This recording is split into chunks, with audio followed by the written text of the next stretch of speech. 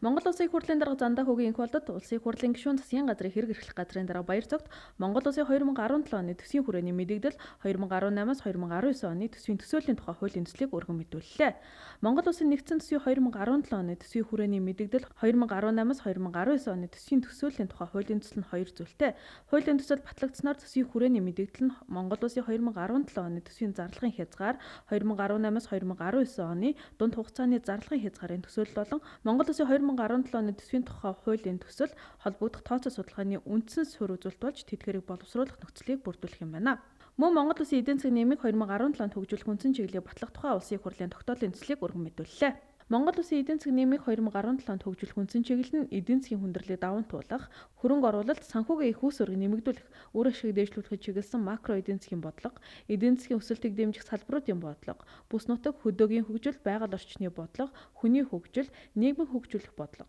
засаглал, эрх зүйн шинжилэл, гадаад бодлого, батлан хамгаалах салбарын бодлого гэсэн нийт 5 бүлэгтэй бөгөөд эдгээрийн хүрээнд 2017 онд хэрэгжүүлэх бодлогын зорилт арга хэмжээ, шалгуур үзүүлэлт, хүрэх төвшин, шаардлагатай санхүүжилтийн хэмжээ, хөрөнгөний их үүсвэр, хариуцах яам байгууллагыг тусгаснаас гадна үндсэн чиглэлийн зорилт, арга хэмжээнд урт болон дунд хугацааны хөтөлбөр, бодлогын баримт бичгтээ хэрхэн уялдаж байгааг харуулсан байна.